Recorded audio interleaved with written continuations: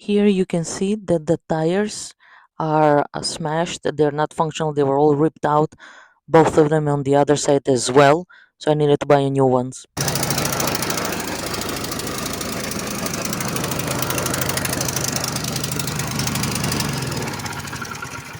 It works. It stinks, but it works. I was wrong. It partially works. It drives, but it doesn't throw the snow, which I didn't know.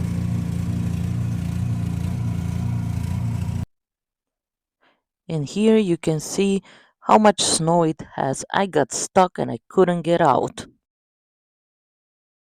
So I found this one on the street.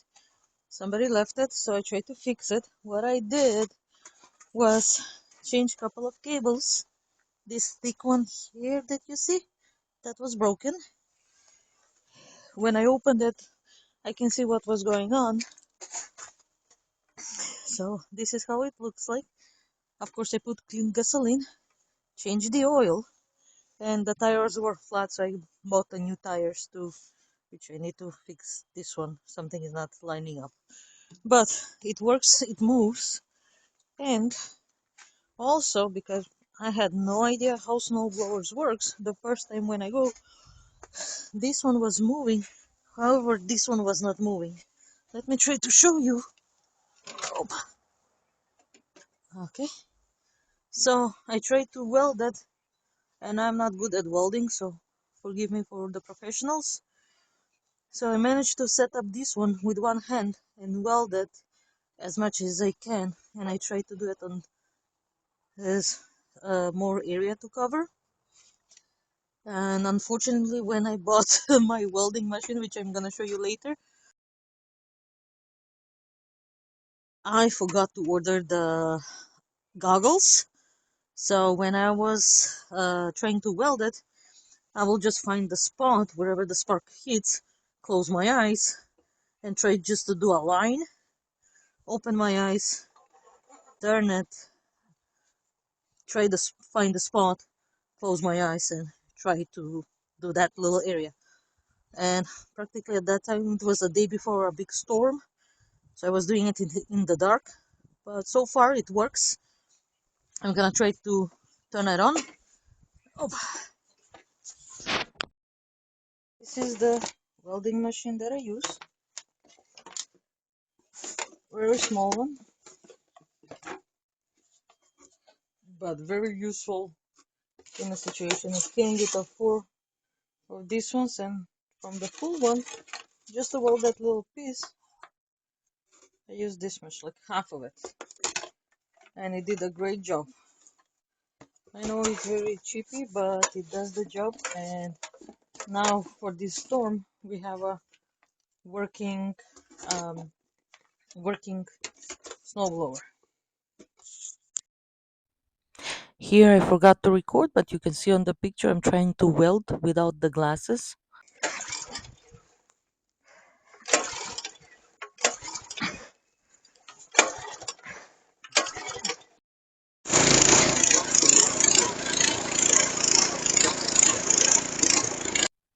Because I never used a snowblower, I didn't know which handle does what, so I'm testing, figuring out that the right handle is throwing the snow and the left handle is drying. Oops, not towards the house. Then I'm gonna drive it a little bit just to get out of this little area where I can test how strong does the snow blower blows the snow actually. Like I said, it was my first time, so you can see me testing which handles what, and I got very pleasantly surprised to see that it blows way over 10 feet. Although I still didn't know at this point how to adjust the cap on top of it to throw far away or close. So you can see that a lot of the snow gets thrown very far away. And also this snow at this moment was very powderish, meaning it was very cold and the snow was um, like a powder throwing. It was not that heavy snow. At the tires you can see the depth. It was maybe like a couple of inches, 3 to 5 inches. But the snowblower works. For free snowblower, this is great.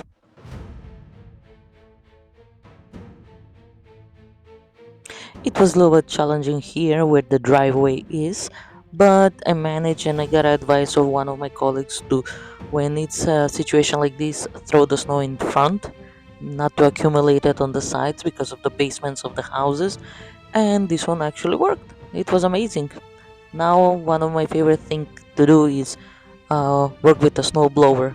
I spend hours and hours enjoying plowing snow.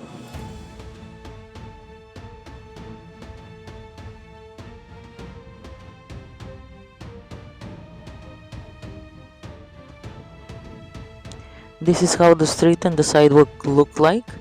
And of course, I'm still trying to figure out and remember which handle does what and what is the speed of the snowblower that you need to use while you're plowing. Make sure that you don't break any things that you have put and they're covered under the snow because the machine is really, really powerful. They will tear out and chop to pieces anything that is on their way. So is at this time when I am plowing, the snow that we had, this is the second snow in Rhode Island, it was dropping 3 inches per hour. So it was a pretty heavy snow. And of course, you will see on the last part of the video that we were expecting a blizzard. So this snowblower came at the right time.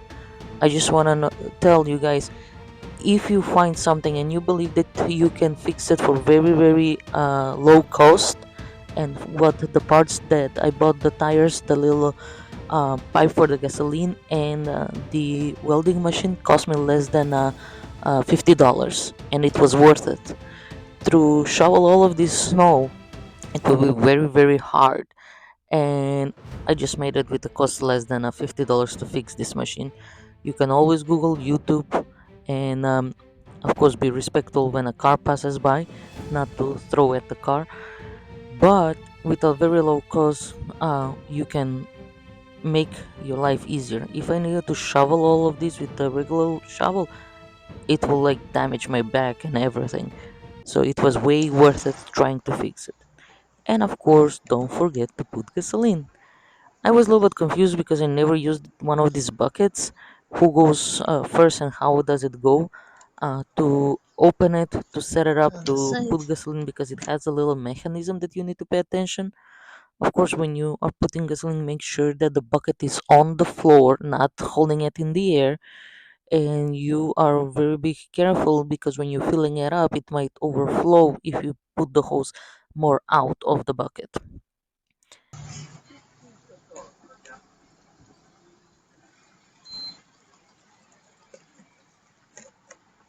Woohoo!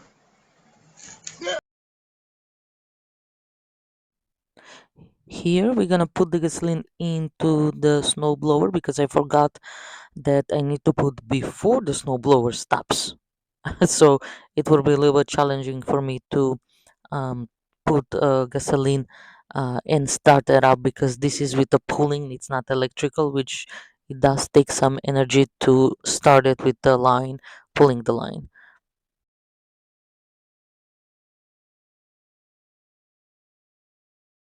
To be full up to the top, so it's ready for tonight. So just put the gasoline in, getting ready for tonight, tomorrow, with the next 24 inches of snow. So, okay, this one goes like this,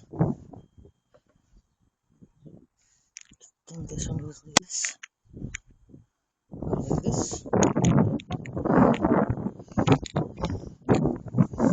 and I need to remove this.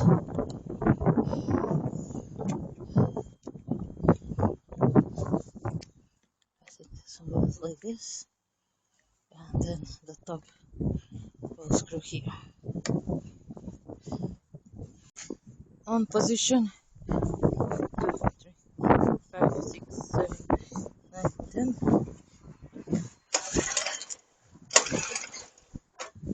1, 2, 3, 4, 5.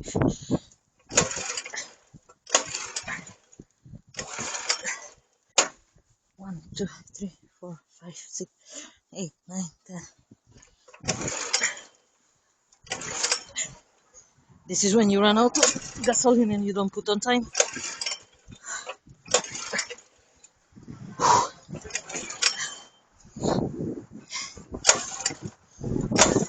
You do a nice exercise.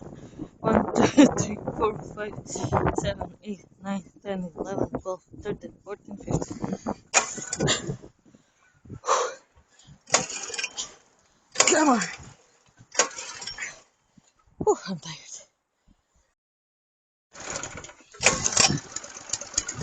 Come, come, come, come, come.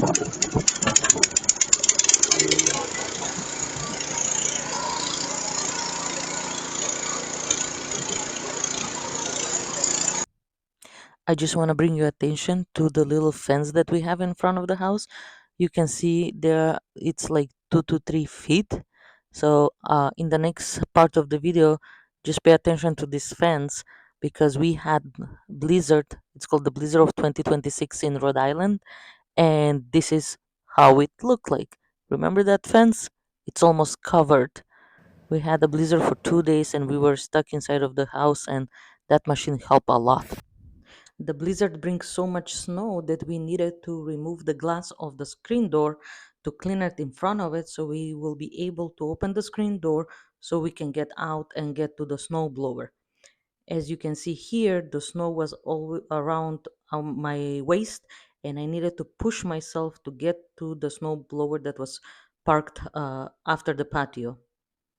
This is how it looked like, almost 38 inches of snow.